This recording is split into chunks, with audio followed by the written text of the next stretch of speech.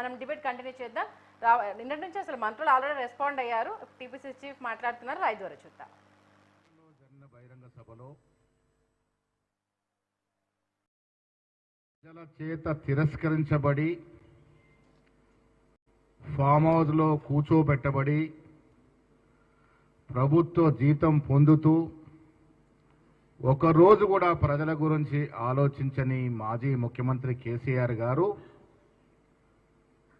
మాట్లాడిన తీరుని, ఆయన బీజేపీ పార్టీని వెనుకొచ్చిన తీరుని, వెనకేసి వచ్చిన తీరుని తీవ్రంగా విమర్శిస్తూ ఉన్నాం, ఖండిస్తూ ఉన్నాం. నిన్న వరంగల్లో జరిగిన మీటింగ్ విస్కీ బాటిళ్ల మీటింగ్. అది నాకెవరో మిత్రులు చెప్తా ఉన్నారు, పొద్దున్న లేస్తే జనానికన్నా ఎక్కువ విస్కీ బాటిల్లే ఉన్నాయి అక్కడ అని. మహిళలు కనబడలే నిన్న మీటింగ్లో. కారణం విస్కీ బ్రాందీకి వాళ్ళు లోకలే కాబట్టి మహిళలు ఎవరు రాకుండానే మీటింగ్ జరుపుకున్నటువంటి సందర్భం. నేను మీ ద్వారా కేసీఆర్ గారికి, బీఆర్ఎస్ పార్టీకి ఛాలెంజ్ విసురుతా ఉన్నాను. సమయం మీదే, వేదిక మీదే. మీరు ఎప్పుడంటే అప్పుడు చర్చకు సిద్ధం.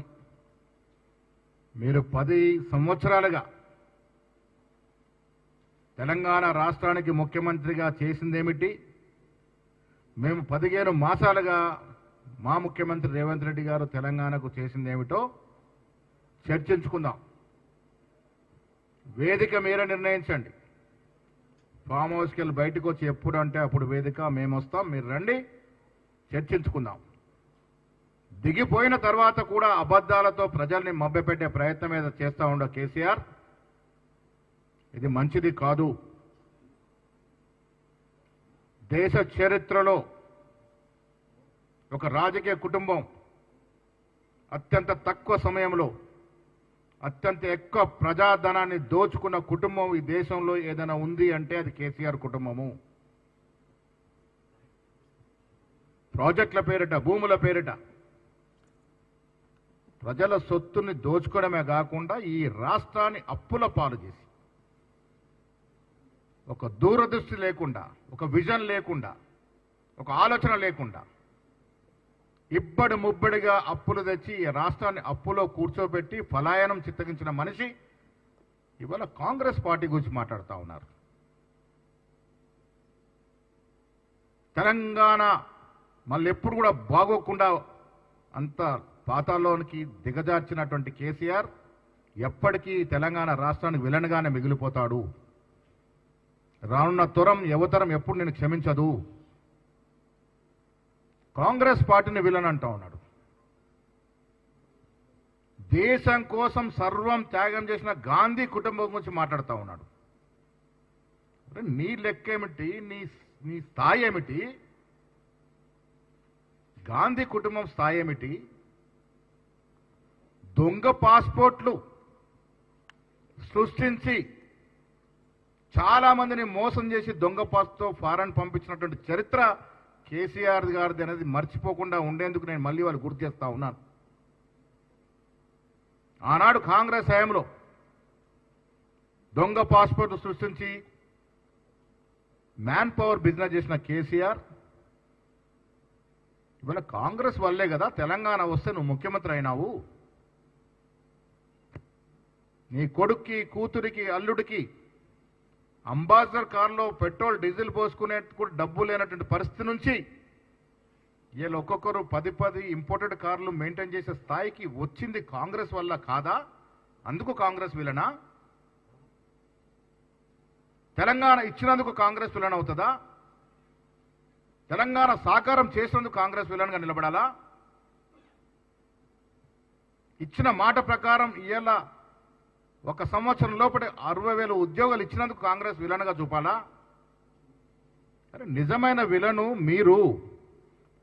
కారణం మీరిచ్చి, ప్రజలకు ఇచ్చి, వాగ్దానాలు ఇచ్చి మోసం చేసిన చిట్టా చదువుతాను నేను.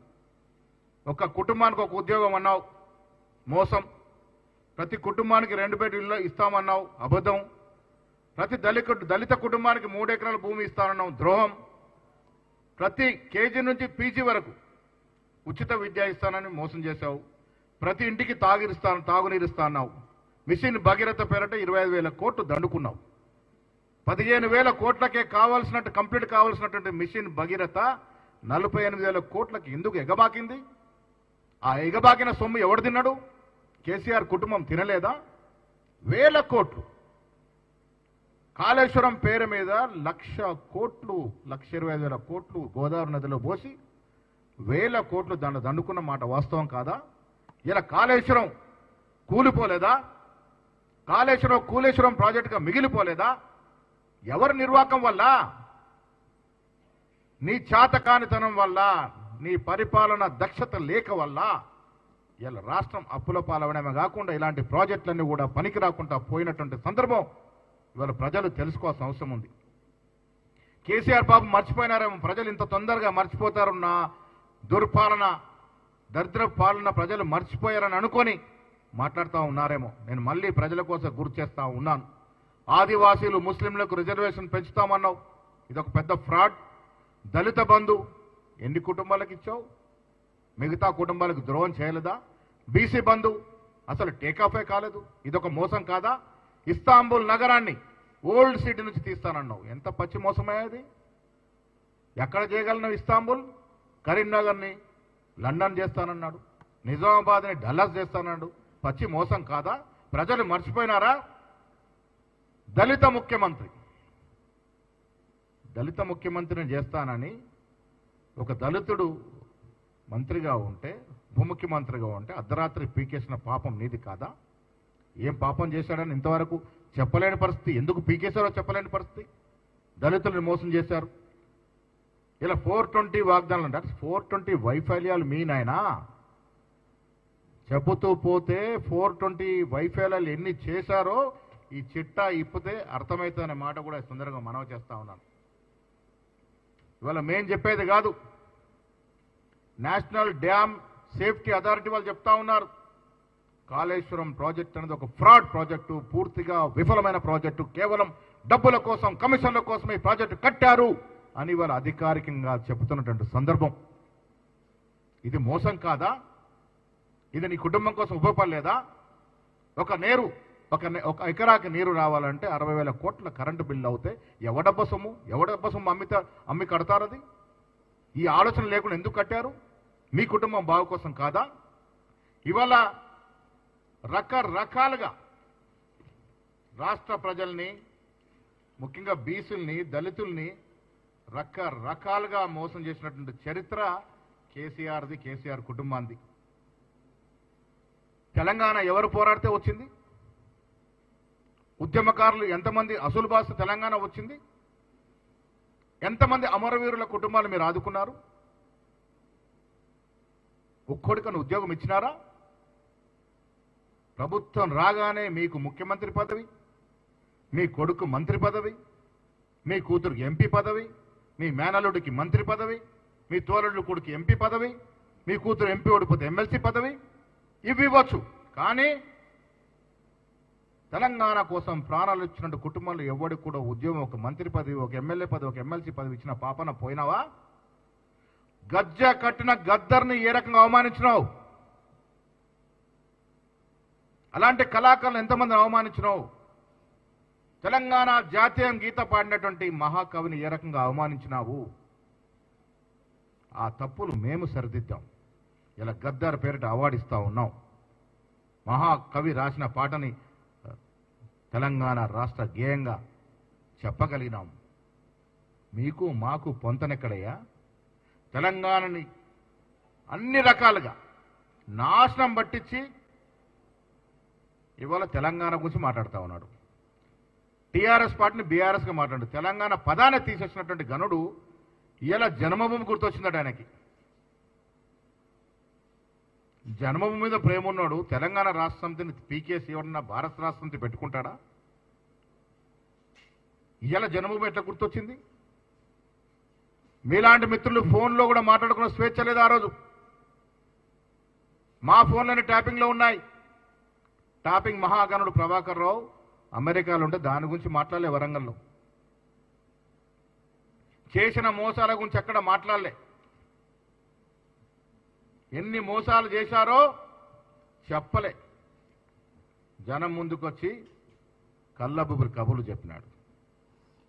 2 BHK 2 బెడ్రూమ్ల స్కీమ్ ఎంత గరాణా మోసమో తెలంగాణ ప్రజలకు తెలియదా?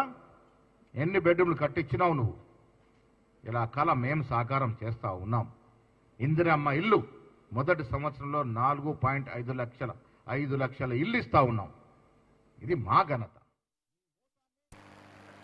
మొత్తానికి టీపీసీ చీఫ్ మహేష్ కుమార్ గౌడ్ గరంగరం అయిపోయారు. అటు గాంధీని విమర్శించే నైతికత నీకు లేదు, తెలంగాణ ఇచ్చినందుకు గాంధీ కుటుంబాన్ని నువ్వు విమర్శిస్తున్నావా, కాంగ్రెస్ పార్టీని విమర్శిస్తున్నావా అంటూ ఘాటుగా రియాక్ట్ అయ్యారు.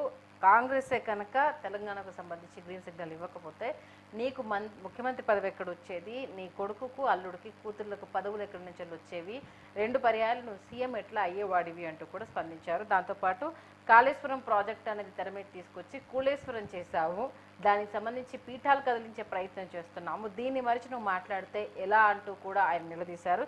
దీంతోపాటు దళిత బంధు, బీసీ బంధువు అని ఎలక్షన్స్ ముందు నువ్వు అనౌన్స్ చేశావు, ఎంతమందికి వచ్చాయి, ఎంతమంది లబ్ధిదారులు దీనివల్ల లబ్ధి పొందారు, ఎంత పెద్ద కుంభకోణం జరిగింది, మీ నేతలే బాహటంగా వచ్చి చెప్పడం కావచ్చు, అప్పటి సభలో నువ్వు చెప్పింది కావచ్చు, ఇవన్నీ ఎలా మర్చిపోయావు?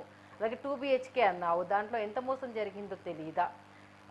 అనేక విషయాలు తెర మీదకున్నాయి.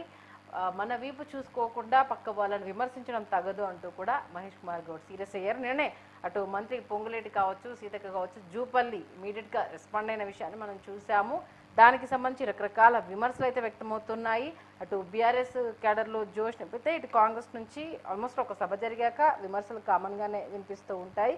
ఈ నేపథ్యంలో సభావేదిక ద్వారా అమలు చేస్తామన్న పథకాలు ఏమయ్యాయి, బీఆర్ఎస్ అమలు చేసిన పథకాల గురించి మేము అంటే మేనిఫెస్టోలో ఇవన్నీ పథకాలను తెర మీద తీసుకొచ్చేసి చినుకు పడంగానే రైతు అకౌంట్లోకి 8,000 పంపించిన విషయాన్ని గుర్తు చేశారు. ఆల్మోస్ట్ ఆల్ కరెంటు పోకుండా చూసుకున్న సందర్భాన్ని, తెలంగాణ ఏర్పడిన తర్వాత ఐటీలో ఎలా దూసుకుపోయాం, 15 లక్షల ఉద్యోగాలు ఎలా ఇచ్చాము, ప్రపంచ దేశాలు కూడా తెలంగాణ వైపు చూసేలా ఎలా చేశాము అంటూ కూడా అటు మాజీ సీఎం కేసీఆర్ చేసిన వ్యాఖ్యలు మనం చూడడం జరిగింది. ఈ నేపథ్యంలో దానికి సంబంధించి కౌంటర్ అటాక్లు అయితే కాంగ్రెస్ నుంచి స్ట్రాంగ్గానే వినిపిస్తున్నాయి.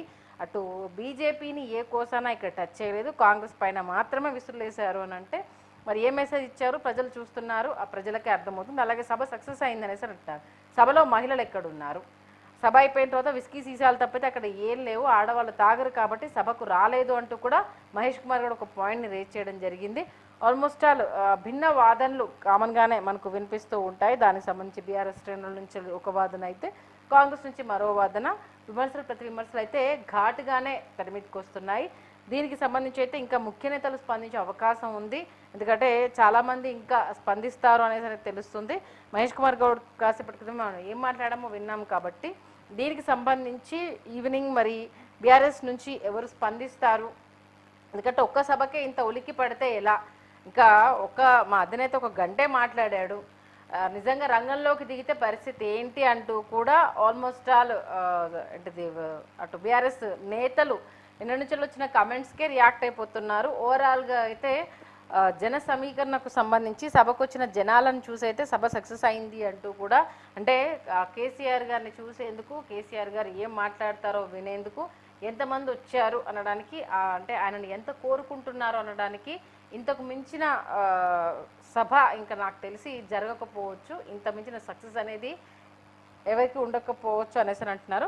మొత్తానికైతే మహేష్ కుమార్ గౌడ్ అయితే చాలా ఘాటుగానే స్పందించారు. మహేష్ కుమార్ గౌడ్ గారు ఆల్మోస్ట్ ఆల్ మంత్రులు